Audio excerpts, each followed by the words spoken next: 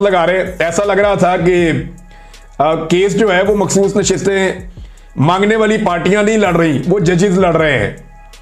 और ऐसा महसूस हो रहा था जैसे जजेस एक मखसूस साइड पे खड़े हैं कि नहीं जी, सीटें हमने देनी है पीडीएम की जमातों को, एस्टेब्लिशमेंट की ख्वाहिश के मुताबिक नून लीग को देनी है, पीपल्स पार्टी को देनी है, एमक्यूएम को, फजल रहमान को देनी है। तो भरपूर कोशिश हो रही है और बहुत जल्दी है। जल्दी ऐसे है कि ये चाहते हैं कि शायद ईद से पहले ही सीटें दे दी जाए मखसूस नशिस्तें पीएमएलएन को, पीपल्स पार्टी को और बाकी पार्टियों को। और देखना इलेक्शन कमीशन अमल दरामद कैसे करेगा। 1 साल हो गया है, 1 साल हो गया है कि अमल दरामद नहीं हो रहा जो फैसला पाकिस्तान तहरीक इंसाफ के हक में आया था। लेकिन अगर यह फैसला तहरीक इंसाफ के खिलाफ हुआ तो आप देखिएगा घंटों के अंदर अमल दरामद हो जाएगा और इलेक्शन कमीशन ऑफ पाकिस्तान फौरी तौर पर अमल दरामद कर देगा। क्योंकि पाकिस्तान तहरीक इंसाफ अपनी कामयाबी जो है वो इसी बात में समझ रही है कि जितना इसको लंबा किया जाए केस को, जितना अदलिया को बेनकाब किया जाए, जितना इस नाइंसाफी को सारी दुनिया के सामने रखा जाए, बस यही अब एक कामयाबी है। लेकिन एस्टेब्लिशमेंट को लगता है कि ये सीटें भी मखसूस नशिस्तें पीएमएलएन को देनी चाहिए। इससे उन्हें लगता है कि उनका काम बन जाएगा या मसला हल हो जाएगा जो उनके साथ दरपेश है गुज़िश्ता 3 सालों से। तो देखें ना, मसला तो हल नहीं हो रहा। एस्टेब्लिशमेंट को पहले लगा इमरान खान को निकालेंगे मसला हल हो जाएगा, नहीं हुआ। फिर उन्हें लगा कि एहतजाज को कुचल देंगे मसला हल हो जाएगा, नहीं हुआ। फिर उन्हें लगा कि पीडीएम को लाकर बैठा देंगे मसला हल हो जाएगा, नहीं हुआ। फिर उन्हें लगा इमरान खान को जेल में डाल देंगे तो मसला हल हो जाएगा, नहीं हुआ। फिर उन्हें लगा कि धांधली करवाकर इलेक्शन से कबल मसला हल हो जाएगा, यानी इलेक्शन के कबल उन्होंने इतनी धांधली की कि लोगों को इलेक्शन ही नहीं लड़ने दिया, मसला हल नहीं हुआ। उन्हें लगा कि इंतखाबी निशान छीन लेंगे मसला हल हो जाएगा, नहीं हुआ। फॉर्म 47 बनाकर उन्हें लगा कि मसला हल हो जाएगा, नहीं हुआ। इगवा से, जबर से, तशद्दुद से, इंसानों की जबरी गुमशुदगियों से और इगवा बराए बयान से उन्हें लगा कि मसला हल हो जाएगा, नहीं हुआ। फिर उन्होंने इद्दत और साइफर जैसे घटिया केसेस बनाए, उन्हें लगा कि अब मसला हल हो जाएगा, मसला हल नहीं हुआ।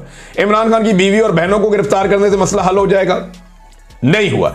इमरान खान पे जेल में बदतरीन हालात पैदा कर दिए गए, उन्हें बंद कर दिया गया छोटे से सेल में, बिजली बंद कर दी गई, बहुत परेशान किया गया, सहूलियात ले ली गई।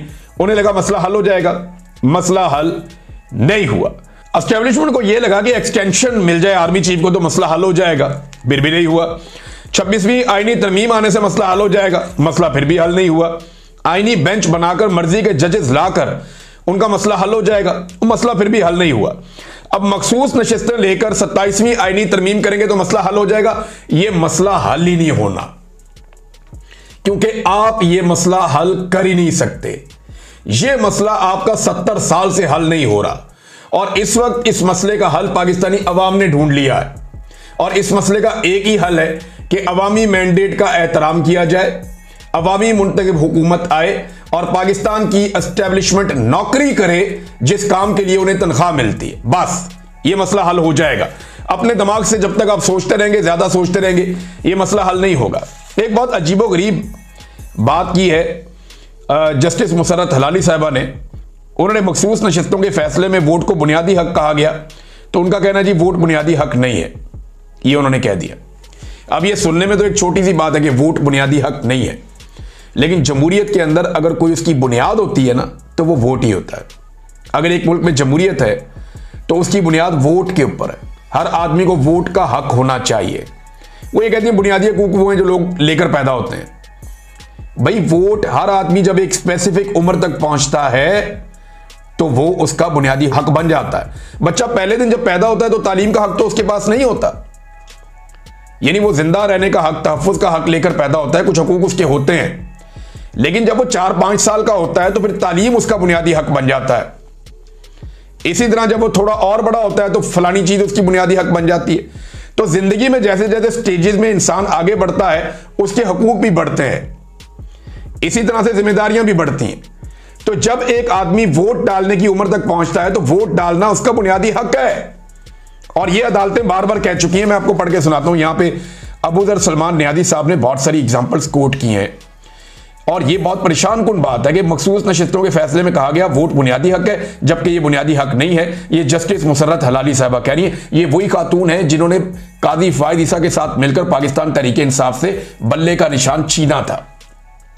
और आज उनका ये स्टेटमेंट ये बता रहा है कि निजाम क्या सोच रहा है। ऐसा लगता है कि वोट की अहमियत को खत्म करके कोई और निजाम लाना चाहते हैं। क्या कोई इस मुल्क में अमीरुल मोमिनीन बनना चाहता है? क्या एक नई बहस शुरू की जा रही है इस मुल्क में?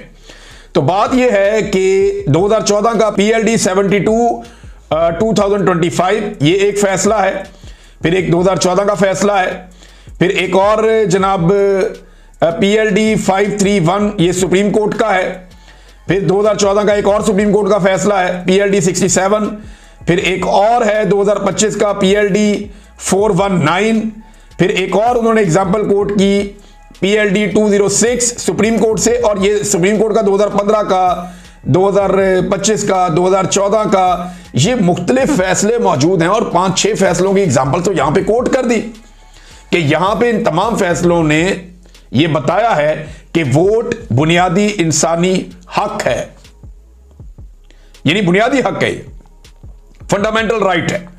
लेकिन जो फंडामेंटल राइट होता है ना, उसके खिलाफ आप कोई भी कानून साजी नहीं कर सकते।